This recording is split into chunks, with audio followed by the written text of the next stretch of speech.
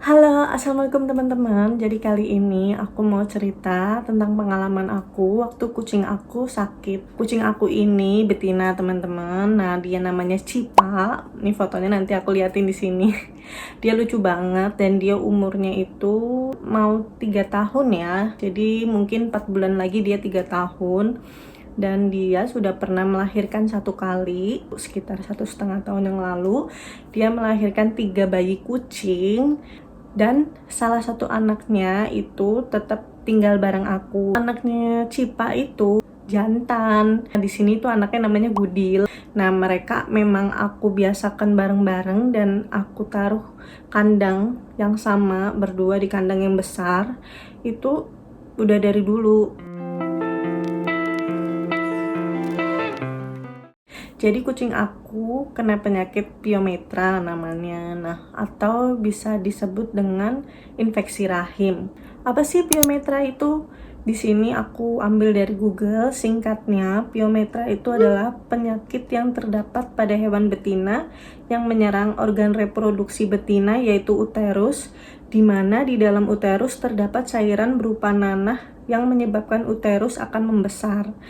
Nah, yang dialamin Cipa itu diakibatkan karena kata dokter, karena dia tidak rutin dikawinkan gitu teman-teman. Jadi memang kalau kita punya kucing betina, kita disarankan untuk rutin mengawinkan kucing betina kita agar itu tidak muncul penyakit di rahimnya, di organ reproduksinya, karena memang di saat kucing birahi itu mengeluarkan hormon-hormon gitu loh teman-teman, yang mana itu rahimnya akan berisi cairan yang memang nantinya untuk mempersiapkan dia untuk hamil gitu. Cuma karena nggak pernah dikawin-kawinin, jadi menumpuk cairannya. Yang aku tangkap sih kayak gitu ya teman-teman dari dokternya. Maaf ya kalau aku ada salah-salah, kalian bisa koreksi di kolom komentar. Nah, di kasus Cipa ini, awalnya aku nggak tahu teman-teman kalau dia kena piometra November bulan lalu. Aku tuh kaget ngeliat kondisi Cipa kok kayaknya perutnya agak besar gitu. Cuma badannya mengecil teman-teman, jadi agak kurus gitu. Nah, karena satu kandang sama anaknya, aku nggak begitu paham gimana nafsu makannya Cipa karena makanannya habis-habis aja. Jadi aku mikirnya apa Cipa nggak makan ya, soalnya badannya juga mulai kurus. Akhirnya aku pisahin Cipa. Nah, setelah aku pisahin 1 hari baru kelihatan Cipa di dalam rumah itu makannya sedikit banget. Dia masih minum dan gerakannya juga terbatas. Memang dia bukan kucing yang aktif banget gitu, yang suka lompat sana sini gitu, enggak. Memangnya cukup kucing aktif gitu, lari-lari, cuma ini dia bener-bener banyak diemnya teman-teman. Di situ sebagai ibunya ya, sebagai babunya tuh kan ngerasa ada yang aneh nih sama kucing ini, karena dari bayi, dari 3 bulan tuh aku sama dia, biasanya tuh badannya tuh nggak sekurus itu dan perutnya kelihatan menonjol gitu. Aku pikir apa hamil ya, daripada aku kepikiran gitu. Akhirnya aku putusin besoknya aku bawa ke dokter hewan. Hari Kamis tanggal 18 November aku bawa Cipa ke dokter hewan langganan yang biasanya aku datengin teman-teman. Jadi di sana dicek, dipegang Cipa, terus dicek suhu tubuh gitu. Katanya nggak ada yang aneh, suhu tubuh normal gitu, nggak ada demam. Dan aku seneng karena dokternya bilang ini kemungkinan Cipa hamil, karena memang dia kan satu kandang ya sama anaknya yang jantan yang memang umurnya udah 1,5 tahun, cukup dewasa gitu. Jadinya kemungkinan mereka kawin. Kata dokter nggak apa-apa, semoga anaknya sehat. Kan ditanya keluhannya apa, aku bilang dong dia nafsu makannya turun, terus gerakannya juga terbatas. Yang biasanya mau deket sama aku gitu, dia jadi nggak mau, dia jadi ngumpet di korden. Biasanya tuh dia tidur aja minta diketek aku teman-teman gitu. Jadi aku kan ngerasa banget kehilangan atau ngerasa ada yang berubah dari si Cipa gitu. Cuma dokter bilang mungkin karena hamil, dia perubahan hormonnya gitu. Dokternya udah bilang dan udah ngecek itu baik-baik aja. Ya udah deh, aku pulang mencoba menenangkan diri. Tapi setelah pulang dari dokter itu, Cipa mulai banget menurun kondisinya. Jadi makan dia nggak mau yang kering tuh, harus yang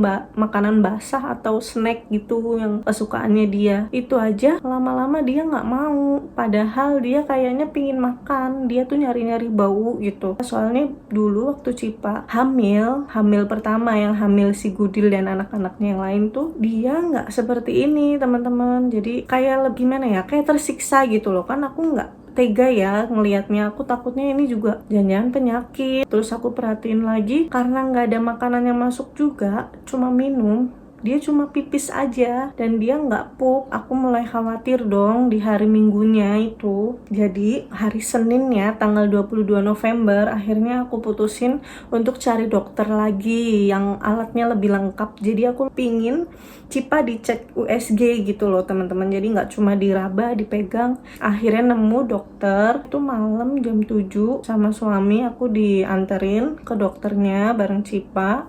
Nah, sebelum diperiksa, Cipa itu sempat ditimbang di sana. Beratnya itu cuma 2,4 kilo. Itu kecil banget sih. Terakhir Cipa nimbang bulan-bulan sebelumnya itu sekitar 3 kilo gitu. Nah, ini cuma 2,4 kilo. Jadi tuh kasihan banget, memang badannya kurus banget. Setelah itu dicek deh sama dokter di situ. Aku minta di USG.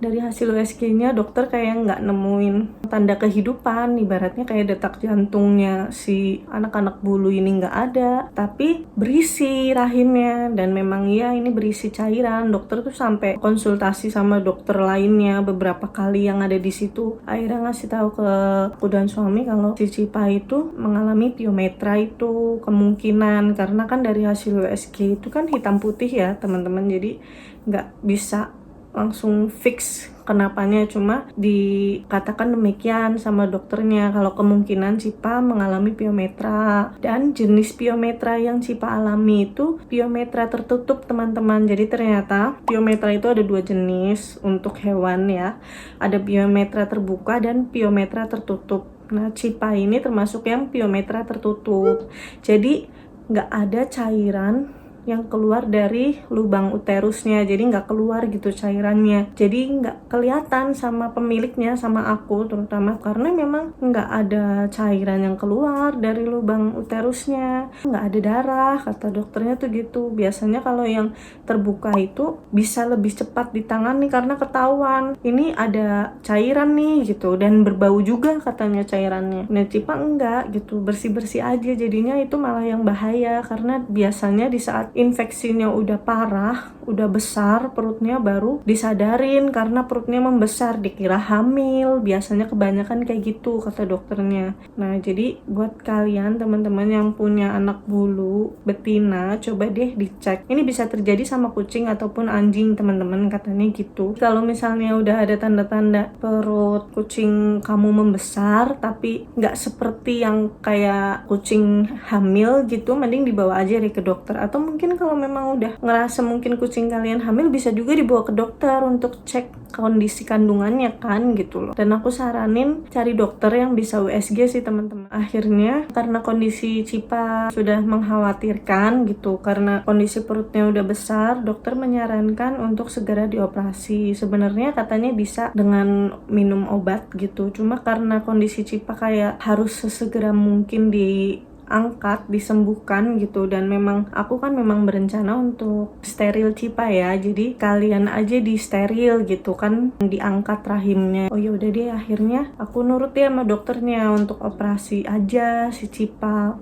Tapi dokternya juga nggak bisa langsung operasi gitu aja teman-teman. Dokternya harus ngelakuin tes darah gitu untuk lihat apakah Cipa itu memungkinkan untuk operasi atau enggak, karena memang kondisinya Cipa kan lagi ngedrop ya teman-teman, makan susah gitu, cuma mau minum. Ya udah, akhirnya dokter bilang karena udah malam, Cipa diinepin dulu gitu, besok pagi dites darah, dan kalau memang memungkinkan Cipa akan dioperasi siangnya. Cipa juga diinfus teman-teman, karena untuk asupan nutrisinya dia gitu. Aku khawatir banget sih, dokter juga udah bilang, udah ngewanti-wanti sama aku, kalau kondisi yang kayak gini tuh kemungkinan untuk nggak selamatnya itu besar, soalnya dari kucingnya udah ngedrop. Aku udah takut banget teman-teman, karena memang kasihan banget sih Cipa. Aku juga sedih banget lah waktu ninggalin dia di sana, juga di rumahnya malamnya aku nangis teman-teman, karena kepikiran banget beneran tuh. Aku rasanya ngerasa bersalah banget teman-teman, karena coba kalau aku lebih cepet tahu gitu, jadi Cipa nggak ngerasa kesakitan kayak sekarang gitu loh. Nah akhirnya besoknya dokter itu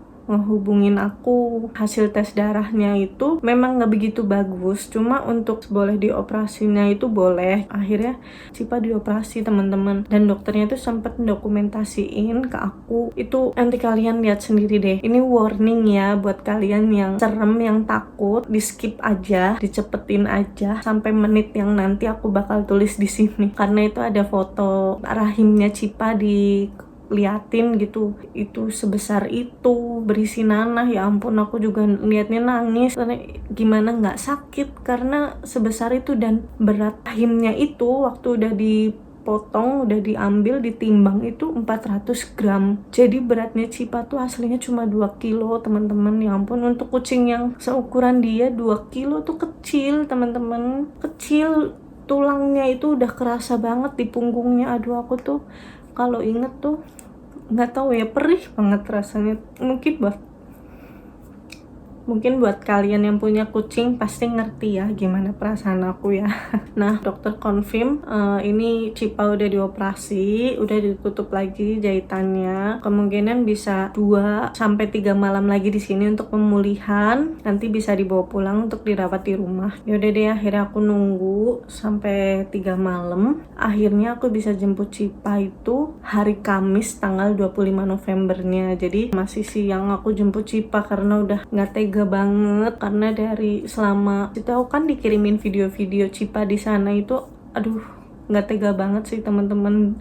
Ibaratnya maksudnya kucing yang selama ini bareng kita gitu, dia lagi kesakitan di tempat yang dia nggak tahu di sana gitu. Aku takutnya dia tuh ngerasa aku membuang dia gitu loh. Nah, aku nggak mau lama-lama, walaupun mungkin aku juga takut nggak bisa ngerawat dia karena belum pernah ya. Cuma aku bertekad aja udah nggak apa-apa dibawa pulang, yang penting dokter udah bolehin, lukanya juga udah cukup kering gitu. Udah deh, akhirnya Cipa pulang ke rumah teman-teman. Operasinya alhamdulillah berjalan lancar. Cuma dokter itu memang ngasih obat itu 2 macam, obat minum, ada antibiotik yang harus dihaluskan, sama yang satunya tuh cair yang harus dicampur sama air. Terus ada juga salep yang buat diolesin di lukanya. Ada makanan Royal Canin Recovery, jadi tuh untuk penyembuhannya lebih cepat kayaknya ya. Itu harganya juga lumayan sih teman-teman, 1 kaleng kecil gitu.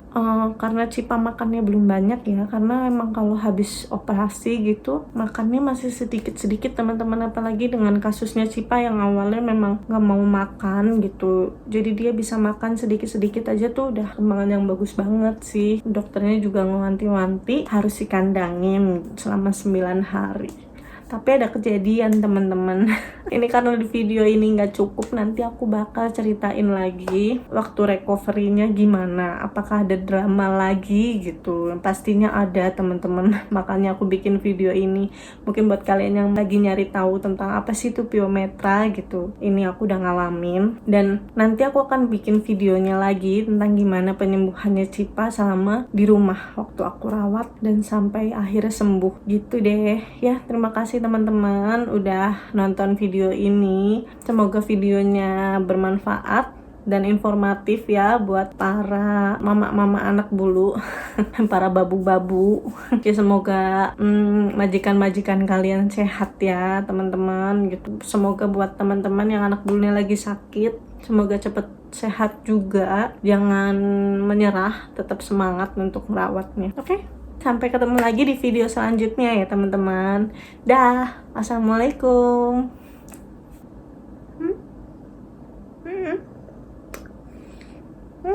Love you too, nak.